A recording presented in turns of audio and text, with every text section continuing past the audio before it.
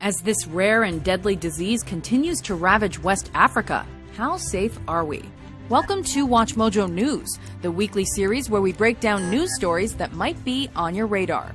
In this installment, we're counting down 10 crucial facts you should know about Ebola. Number 10. What is it? Officially known as Ebola hemorrhagic fever, this is a highly infectious disease caused by the Ebola virus. First discovered in Africa in 1976 during simultaneous outbreaks in 2 African countries, this disease has since taken the lives of thousands. There are 5 separate species of the virus, all with varying degrees of deadliness. The strain responsible for the 2014 outbreak, called Zaire Ebola virus, is the most deadly. And that basically means you develop symptoms of flu, then you develop joint pain, and eventually start to have bleeding. And that's ultimately what leads to death in these patients. So it's very concerning. Death rates can be as high as 90% sometimes with Ebola. Number 9. Where did it come from? Humans are not the natural host of the Ebola virus. It's believed that the first person in any of the outbreaks becomes infected through contact with an infected animal. Scientists now believe that bats are the natural reservoir for the virus and that it's transmitted to apes and humans through food or contact with surfaces that have been drooled or defecated on by infected animals. According to Doctors Without Borders, the 2014 outbreak originated in a village in Gekedu Prefecture in Guinea, where bat hunting is a common activity. Number 8. How many are infected? The United Nations called the 2014 West Africa Ebola virus outbreak a crisis unparalleled in modern times. After the first case was reported in March 2014, 5 West African countries and the United States were next to report instances of Ebola, with thousands having already contracted the virus. Ebola is now an epidemic of the likes that we have not seen before. It's spiraling out of control. It is getting worse. It's spreading faster and exponentially. This made the 2014 outbreak the largest and most complex one since the disease's discovery. In fact, according to the World Health Organization, the sheer size of the outbreak in terms of cases and deaths outnumbers all previous outbreaks combined. Number 7. How contagious is it? The incubation period for the Ebola virus can run between 2 and 21 days, meaning it can take that period of time for a person to develop symptoms, at which point they become infectious. In order to prevent transmission, avoid contact with an infected person's or animal's bodily fluids, like blood, saliva, urine, or semen. Transmission can occur through infected medical equipment like needles, hospital beds or sheets, traditional burial rites, and more. It's really only in the African setting, in these resource-poor rural areas of Africa, where there's very little water or soap or hygiene practices, that you really see efficient transmission of this virus. Number 6. How will I die? I started out with a fever, and I felt really weak and achy, had a headache, and I thought I had malaria. Ebola first manifests as a common flu, with symptoms like headache, fever, aches, and pains. At that point, approximately 50% of cases take a turn for the worse, as victims can begin to bleed internally and externally, possibly causing them to vomit blood and bleed from their eyes.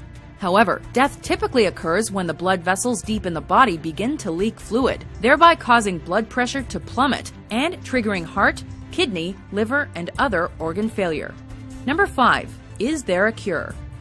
There is presently no cure for Ebola, and therefore, sufferers are treated with only supportive therapy. This includes balancing their fluids and maintaining their oxygen levels and blood pressure.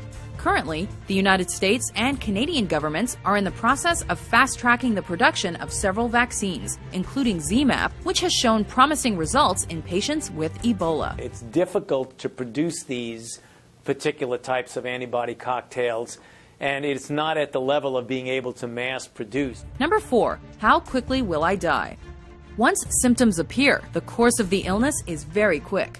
It typically only lasts between 6 to 10 days. That being said, the prognosis for those infected with Ebola is grim. By October 2014, the death rate of that year's outbreak hovered around 48%. However, while this number may seem high, it's relatively low compared to previous occurrences when death rates soared as high as 90%. Number 3. How do we contain it? The Ebola virus is spreading at alarming speed. Standard control procedures for limiting Ebola transmission include basic hygiene, quarantining the sick or suspected Ebola victims, enforcing proper burial methods, and engaging the community. However, the 2014 epidemic grew so fast, containment efforts were unable to keep up. According to Doctors Without Borders, it will take months before government and healthcare workers in Africa will successfully overtake the virus. Additionally, in some parts of West Africa, the population is superstitious of doctors and instead turns to witch doctors for treatment. This has also led to an increase of transmission of the virus. If we look back in time, MSF have been able to cope with outbreaks that have been going on from year to year because they have been small. But at the moment we are down on our knees. So who else is there?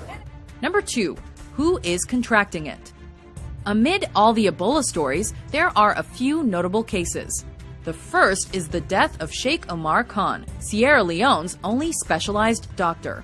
Dr. Khan was a hero in his country as he led the fight against Ebola and other viruses. In July 2014, Dr. Khan became ill. His colleagues debated the merits of giving him the highly experimental ZMapp vaccine, but finally decided against it, and Khan succumbed to the virus. You died for humanity, for this country.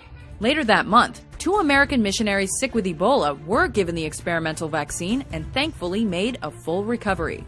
On October 6, 2014, Spanish nurse Maria Teresa Romero Ramos became the first person to contract Ebola outside of West Africa. It's believed that she contracted the virus by touching her face after tending to a sick missionary in Spain. Number 1. How will the world overcome Ebola? We are not moving fast enough. We are not doing enough. According to the U.S. Centers for Disease Control and Prevention, in a worst-case scenario, if nothing changes its course, Ebola could infect up to 1.4 million people by the end of January 2015.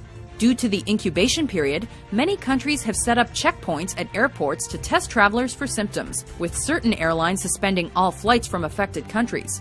Certain countries have even gone so far as to close their airports to travelers from Ebola-ravaged countries. On the upside, the 2014 outbreak has seen a large surge in donations of money and resources, as more than a dozen countries pledged troops and supplies to build vital medical treatment centers. Everybody's got to move fast in order for us to make a difference. And if we do, we'll save hundreds of thousands of lives. Did these facts surprise you? To vote for which news story is covered next, head over to watchmojo.com/suggest. And be sure to hit that subscribe button for more newsworthy top 10s published every week.